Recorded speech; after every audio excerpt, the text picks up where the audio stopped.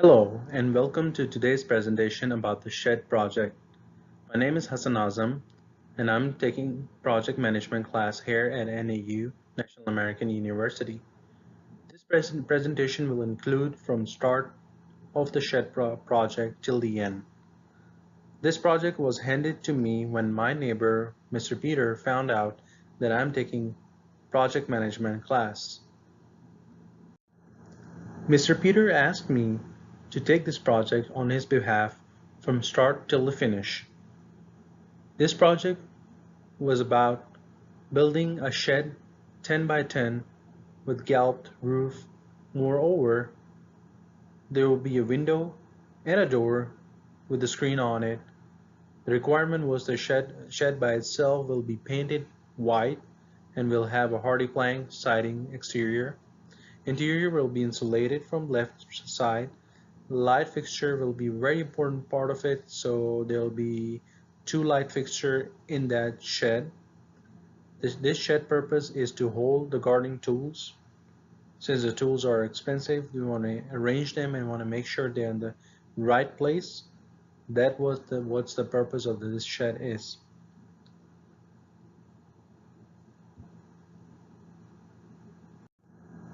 The purpose of this project is to finish this project from within 30 days in a $10,000 budget, and it's quite challenging. So I started with using a work breakdown structure, also called WBS. It's about key lines of deliverable of any projects. It can be used as outline or graphical structure. It helps to organize the teamwork, what teams are focused in what project or what sub-project. In our case, which contractors were focused on the task, we allotted different contracted or subcontracted to different projects. If electrician was dealing with electrical, roof guy was dealing with the roof. So this is how we divided our project in order to make sure that we have specialty for each and every aspect. The very first thing was in WBS, or work breakdown structure, was a planning phase, which is to identify the material and material quantity. That was the very first thing we had to do in order to know that we were in the budget. And we made sure throughout our project that we were going again and again and making sure if we needing a more material, are we in the budget where we have to pay our contractors plus the material and finish it within the budget. The second was to ensure the foundation, boundaries, and depth, and making sure they are approved by the city codes. That was a very key element for this project. As a lot of people start the project, they forget that it is actually a lot of city codes come into the place and they are not aware of it, and that makes their projects to delay or get canceled. And in order for me to make sure that our project was within the time given and within the budget, we made sure that we were following the city codes. Second thing was to make sure that what internal work involved. The internal work involved was a shed insulation, framing the shed, light fixture, electrical connection, shed roof installation, painted, and the shed paint to be white. These were the key requirement and for the project interior and exterior wise, mostly interior wise, and how the project closure will take place, which includes customer acceptance of the document, contractor receive their final payment, what experience gain in this project, what future recommendation are for improvement and how to close the project. After following the WBS, we actually were up to date to it, and that was our success to the completion of the project, that we kept ourselves up to date. But the very key thing here is the project closure.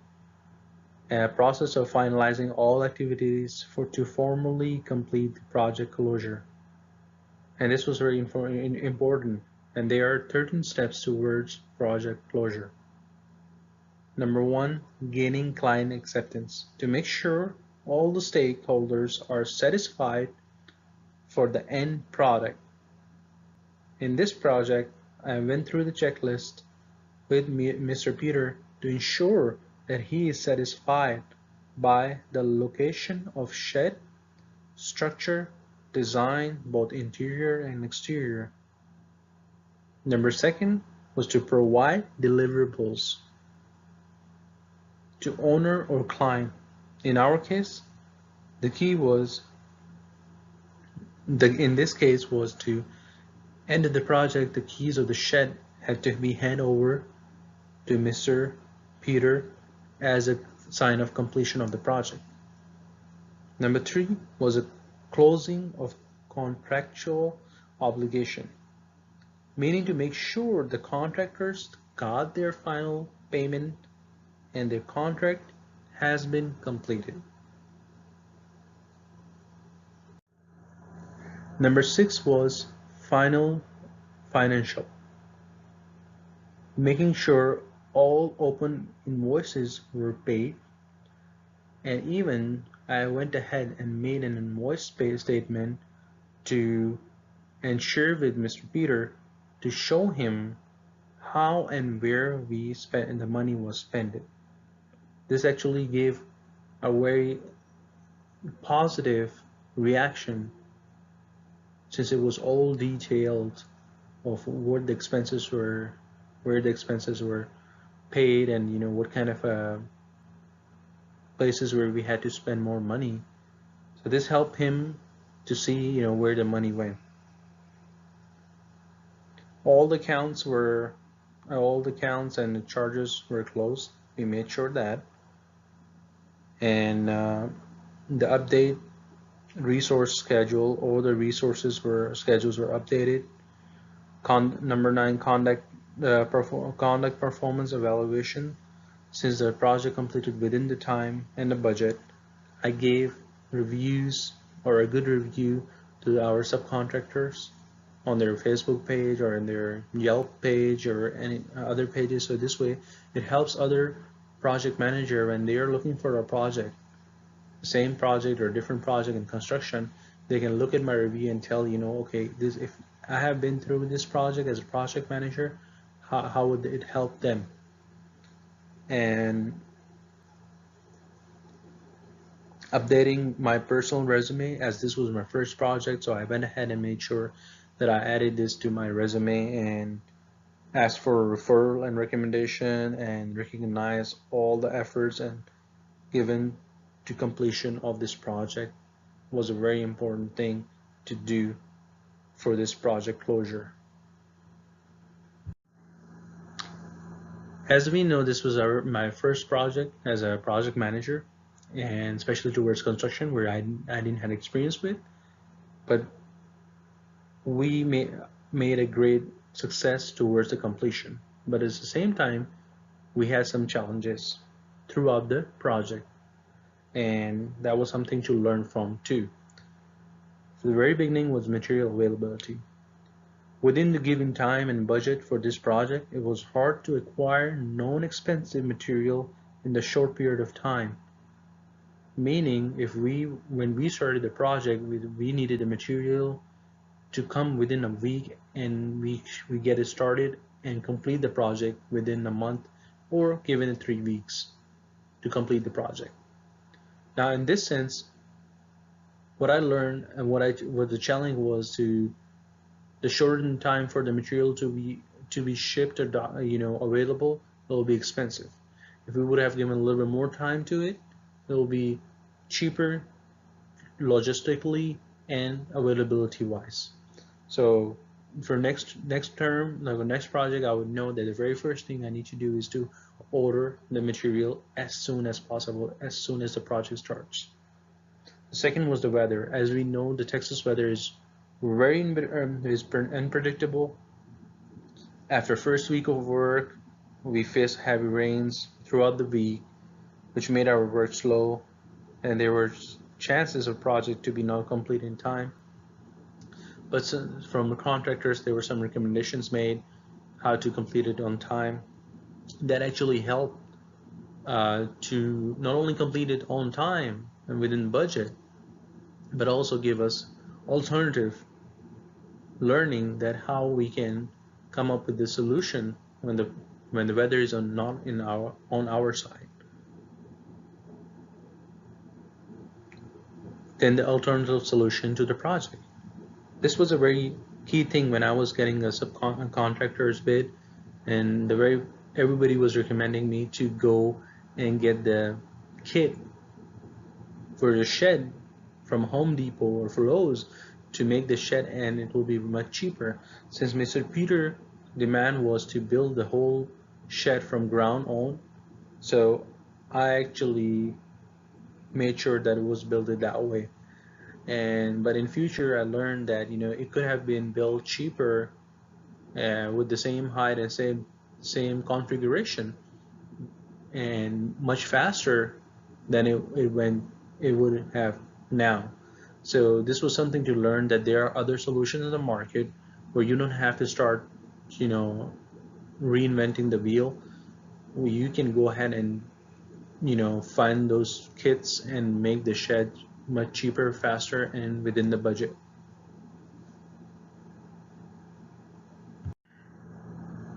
What I learned in this project was that dependence on the subcontractors, which were experienced, has helped me a lot to know more, to be on top of this project.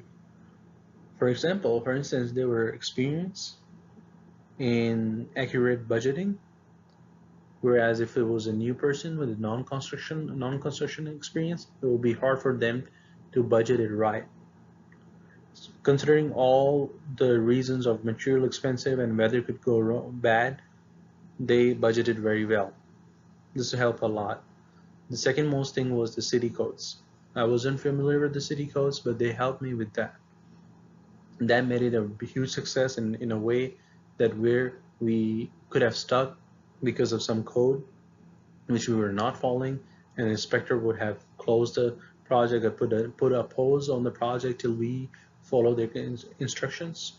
But since we had experienced subcontractors, we were able to skip that. We were able to follow the city codes and pass the project. That was a huge success. And the third thing was the update of the WBS. Work breakdown structure was up to date because of the team I was working with.